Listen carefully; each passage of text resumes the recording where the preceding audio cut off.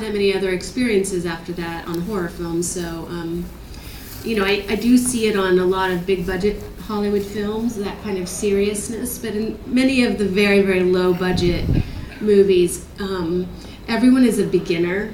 A lot of people are just making their first or second film, or they are just, raised some money on their own to make a low budget horror movie. That sense of low budget horror did not exist, because these were still film. Every take is thousands of dollars. It's low budget in the way that Bob Shea, our producer, scraped money together, but still it wasn't as low budget as what we would say now. And what about the sense of Freddy Krueger being a supporting player? You were the lead. It was your story. It was your character's story, and Fred actually, as we call him, not Freddy, but Fred. Fred Krueger. Mom. He then comes in later and becomes a franchise about the villain. But really, this first movie was about Nancy, wasn't it? Well, I always joke with Robert that he's only in 6 minutes of the movie, so he should just step aside. But he just won't do it. I'm trying to think if there was any sense that he was... We both felt like we were really important to the storyline. I mean, we always have that.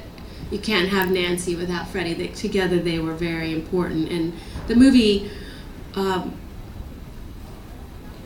course, started really looking at the Freddy evil part, because people loved him so much, even with just such a small amount of really face time in that first movie. And that's our culture really loves the bad guy. I mean, I wouldn't want to be him, and he wouldn't want to be me, so we're really happy with the roles that we took. And was there a sense of breaking new ground? If we look back 5 or 6 years prior to Nightmare on Elm Street, there was the Halloween movies coming through, Friday the 13th, around that time, Reanimator in the States, and Reanimator. Hellraiser over here. It was all changing. The horror movie industry was changing. Was there a sense, or did it only come afterwards, that you were breaking new ground? Well, certainly something was happening in the 70s, late 70s with filmmaking, and there were a lot of daring filmmakers, and there was a lot of freedom for people to put out ideas that would have been considered just too disturbing and over the top and violent and sadistic, all those things. I just feel like something happened where these ideas were ripe for that kind of storytelling, and I can't explain it, but each one of those movies that you mentioned just had a completely different kind of feeling about it too. And some are more rooted in fantasy, that kind of dark fantasy, and then some are very rooted in American life, which I think Nightmare on Elm Street really wanted to root itself in, like what our society was doing to people and to kids, and how normal people could suffer, how we could suffer in this strange fantasy of our dreams. But at the base of it, it's really pedestrian, really normal, everyday life. And other movies, same with Halloween, same with, they try to be as normal as possible until everything, like all hell breaks loose. And I think in our culture, we were just experiencing that as well. I mean, everything had been quite normal until, say, the Vietnam War or the 60s. And then it just seemed like, in America at least, all hell broke loose. And these directors were very, they were rocked by it, but they also had grown up with it. Before I open it up to questions, I do want to just talk about Robert for a second. The part was apparently going to be played by a British actor, David Warner, who got stuck on another film, and then they went to Robert, and Robert did it. But Robert has absolutely made the part his own. Yeah. I think the trick in that first film is that while it's a fantasy, and it's very much a fantasy, it has roots in reality, and it is very dark, and it is very grim and very brutal. And I'm sure you've been asked this 1,000 times before, but what do you think that Robert brought to it that allowed him to make the impact that he did? Not just in that one movie, but in all the ones that followed.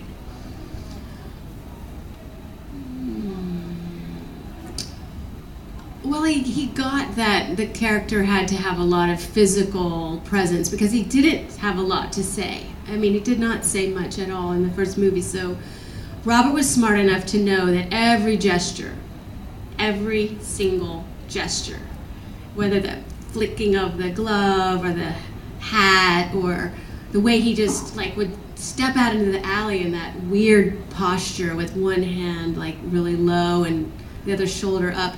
He just knew that every single gesture he did was going to be the only thing that lived on screen for Freddie. And so he practiced so much, making each like little thing so magnificent and scary. And he taught me so much about, sometimes you think, oh, I don't have much to do in this scene, but you can make it as big or little as you want. And so bringing that to it, Wes just respected him so much to always be bringing even more than Wes had written, because there was not anything on the page, nothing. It was just Freddy Krueger. It was in a hat. Nothing on the page like indicated what Robert did. And I think Wes really lucked out to get Robert. Thank you for that. Right, we've got about 5 minutes left before we have to go back to signing. So are there any questions for Heather? Right, I'll come to you because I can see you. If there's any over here, you're going to have to wave your arms around. Hey Heather, it's Elena. Hi Elena! What's cracking? My question is about New Nightmare, because actually that's my favorite one, and I watch that one more than the others because I think you're absolutely amazing in it. But do you have a particular favorite scene, or do you actually watch it yourself? Oh, I have to say it's such a favorite of mine as well, for different reasons. It was I was a much older woman, and I just felt playing a mother it's such an honor to play a mother on screen who's so tough and fearless and willing to do anything for her child. I think a lot of mothers feel that they are that way, but until you really have the chance to do it, you don't feel nearly as powerful about motherhood as you do when you get to play Nancy and save your kid from Freddy Krueger. So there's a couple of scenes that will always stand out to me. Well, first of all, the dungeon scene where I fall into the big pond of water and then I come up and then I have to search for Freddy in the dungeon. Every set was magnificent. It was like being in one of these old haunted castles. It was beautifully decorated, and you don't really see it in the movie so much, but just that scene where I fight Freddy and I stick the eel in his eye and I'm like brandishing. I love fight scenes, so like brandishing the candelabra and like trying to pierce him with it. All of that. I just love doing those kinds of scenes. And then the sensitive scenes, like with Dylan, where I'm talking about his father who just died in the bed. I mean, that scene was so special. And also just that idea of, she's come up with this way with her son, to have the secret messages with dropping the pills so I can find him, like Hansel and Gretel, like that underlying theme of Hansel and Gretel that goes through that movie. To me, it was very touching, and that, she only has her son, and her son only has her, and so they must do everything they can to help each other. So there's, every movie, you have a couple favorite scenes, but that one seems to have more than ever. I love the freeway scene where I'm ducking under the tractor trailer, and that was a scene we did with a special, a camera is taking a picture of me, but there's a projection of a big truck coming at me. So for a whole day, I just ducked and covered while this, image of a truck went over me, and it was really exciting to do these kind of more technical parts. Hi Heather, my name's Sally. Hi Sally. Hi. As an actress, how different was it playing yourself in New Nightmare than it is playing a character like Nancy?